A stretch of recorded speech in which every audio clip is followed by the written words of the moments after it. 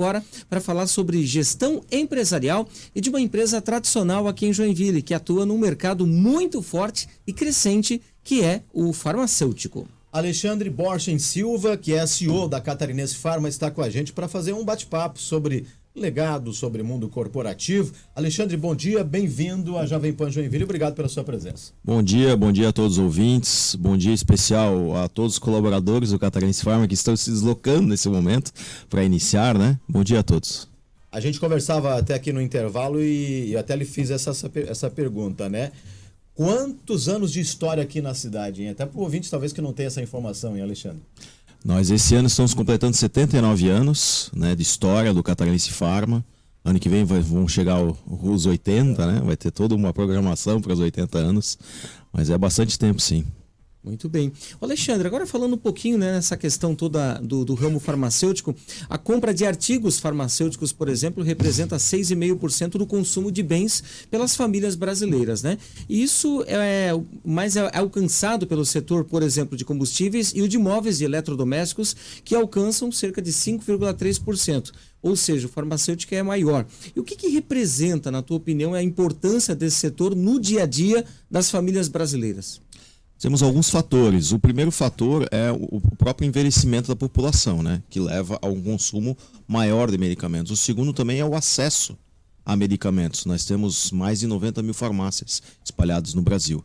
Então, o acesso, também temos muitas farmacêuticas, indústrias que fabricam medicamentos que tenham a qualidade e tem eu diria que a facilidade, né, de você acabar consumindo. Então, a população hoje não quer mais chegar só à terceira idade, mas quer chegar bem. Então você tem todo um consumo dentro da farmácia que é um consumo de você melhorar o que você está doente e também de prevenção e estética também, né, que é consumido dentro disso.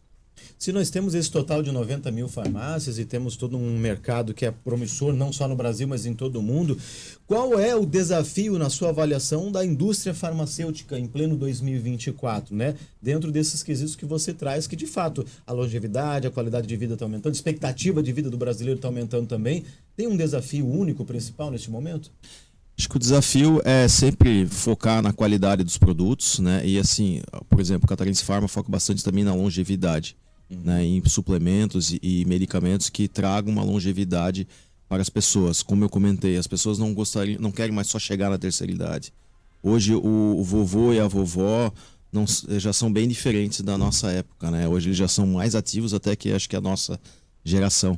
Então eles querem chegar muito ativos. E para isso, sim, medicamentos e suplementos alimentares têm que estar sempre na vanguarda, né, sempre pesquisando, né, o que tem de melhor para entregar para essa população.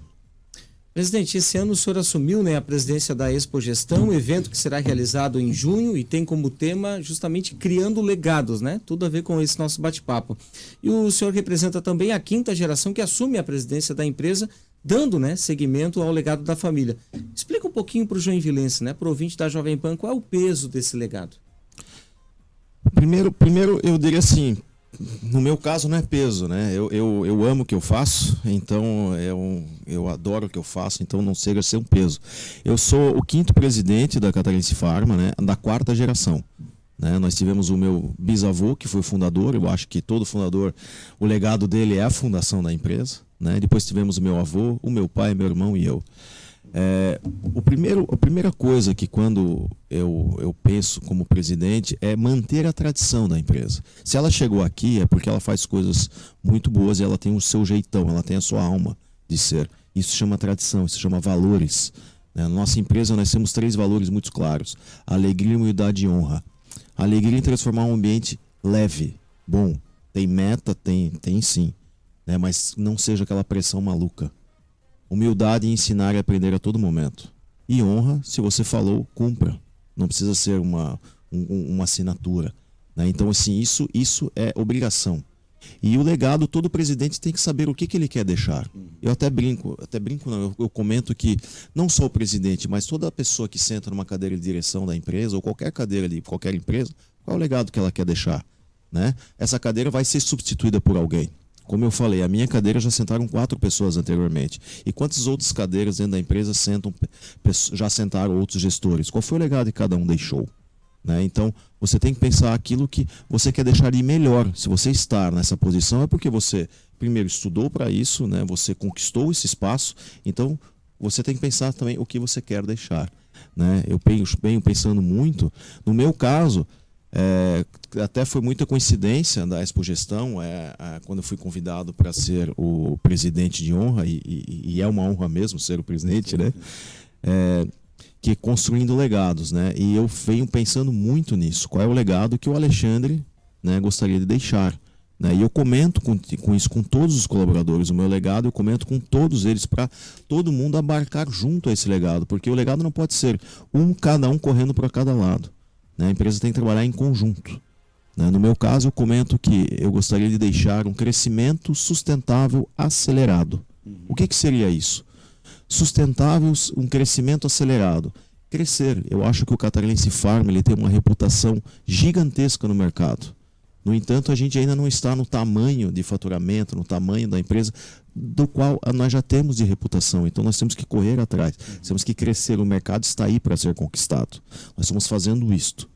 Agora, sustentável. Nós temos que pensar, sim, nos valores. Esse crescimento não pode simplesmente passar por cima desses valores, porque senão ele não vai ser perene, né? E também caixa, né? Eu costumo dizer que um crescimento de uma empresa, se ela não for bem feita, ela consome caixa, e sem caixa uma empresa acaba morrendo. Não importa se ela está crescendo, ela acaba morrendo.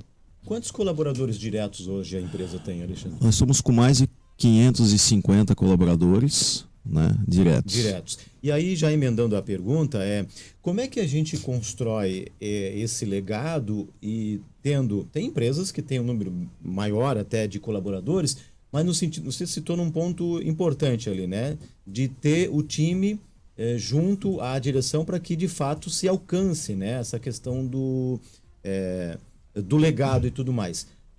Um dos principais atributos é a questão da transparência? Com certeza. Porque sem a transparência não Com há certeza, confiança. Marcos. Primeiramente, a nossa... Começa pelo onde nós ficamos posicionados fisicamente. Toda a diretoria fica na mesma área que a administração, é tudo aberto, tem biomos, não tem sala fechada, não tem porta. Isso já mostra que você está disponível a todo momento, a todos os colaboradores que queiram conversar com você. Acesso livre. Você não pode estar hoje acastelado em uma sala, em outro espaço, porque isso já inibe as pessoas de virem conversar e trazer momentos. Também você, olhando as pessoas, você sabe o que está acontecendo no movimento. Então, a transparência, você estar disponível a todos os colaboradores para conversar, isso é fundamental. E a transparência, sim, você tem que ser muito claro na sua comunicação. Não adianta você fazer memorandos, você fazer e-mails, etc., e não souber se comunicar, não souber falar da forma que todos entendam. Eu costumo dizer que algumas profissões parece que falam em outra língua, né? E o gestor ele tem que falar muito claro, ele não precisa usar palavras rebuscadas, nada, mas ele tem que dizer o que ele pretende fazer. Isso não é uma coisa que sai da cabeça dele, mas sai da equipe toda, e falar isso constantemente. Você tem que dizer constantemente e praticar. Não adianta você só dizer. Os nossos valores, por exemplo, eles não estão só na parede. Muitas empresas você vai e tá lá, seus valores estão escritos na parede, né? Ética, mas aí todo mundo se mata, né, no corredor, né? Então ela só está na parede. Não, você tem que viver isto. Então você tem que falar e viver todo momento. Alexandre, estamos vivendo o mês de março, o mês 3, né? 2024 está aí começando, pode-se dizer assim. Quais são as perspectivas e os projetos para 2024, enfim, da empresa? Nós estamos em crescimento, como eu comentei, nós viemos crescendo já nos últimos anos. A nossa empresa abriu durante esse tempo uma filial, então nós temos hoje 2 unidades Fabris, né? E a expectativa é continuar crescendo. Nós estamos hoje numa evolução. Muitas pessoas falam em revolução, não, revolução é quando você muda tudo, né? Não, é uma evolução, né? Bem na parte comercial. Acho que a empresa ela vai vivendo de ciclos, né? E os ciclos são as dores onde tem. Então, há uns anos atrás as dores eram a parte industrial, né? Nós estávamos com capacidade produtiva limitada, então foi essa exigência de fazer uma filial. Quando você constrói uma filial, você tem depois todo o momento de aprendizado, de um know-how, de como fazer, e você tem esse tempo para fazer. Depois nós passamos agora para a parte administrativa, como a parte administrativa ela sai de um jeito mais compartilhar serviços, né? E agora, nesse momento, nós estamos nessa evolução comercial. Então, fazendo uma evolução bem grande na parte comercial. Porque o mercado brasileiro, ele é gigante. Né? Muitas pessoas falam, não, mercado externo. Não. O mercado brasileiro é enorme, principalmente no farmacêutico. Nós comentamos, 90 mil farmácias. Não é fácil chegar em 90 mil farmácias. Né? A logística é um dos fatores cruciais para isso. Você precisa ter vendedores, você chega como? Né? Então, a ideia agora é uma excelência de tudo que a gente faz, né? E também o crescimento também está baseado também em PDI, lançamentos de novos produtos, como eu comentei. Uma indústria não pode ficar parada, você não pode ficar limitado a apenas ao que o portfólio existente. Você tem que estar sempre pesquisando as necessidades que o consumidor vai tendo, né? Alexandre, para a gente terminar o nosso bate-papo aqui, queria lhe perguntar sobre a sua expectativa e perspectiva também, no sentido em relação ao cenário econômico brasileiro, né? Você está numa cadeira muito importante, como você já citou, representa uma empresa que tem, né, uma importância não só para Santa Catarina. O que a gente pode esperar aí do decorrer de 2024 com base com os números que a gente viu até agora em relação à economia brasileira num todo, hein? Foi até muito. Ontem eu tive uma palestra do Ricardo Amorim, né? Participei e tudo mais. E obviamente que ele é um economista que sempre traz um lado positivo, que isso é muito bom de ouvir. Mas eu corroboro com ele. Eu acho que em 2024 nós teremos um crescimento, sim, né? Independente da política. O Brasil, ele tem alguns fatores. O principal fator é que tem 210 milhões de habitantes. Isso é enorme. Isso é uma população consumidora gigantesca. Nós somos um país que fala uma língua só. De norte a sul se entende. Quem já viajou para a Europa sabe que tem países que são menores que Santa Catarina que eles não se entendem. Vai para Jaraguá e não se entendem, que é outro dialeto. Né? Nós temos a mesma moeda, nós temos um público consumidor. E ele ainda não está bem atendido. Quantas pessoas estão abaixo de um nível consumidor decente para poder cuidar da saúde? Não só recuperar a saúde que está perdida, mas poder prolongar a saúde dela, né? Olhar quantas pessoas nem chegaram a esse mercado.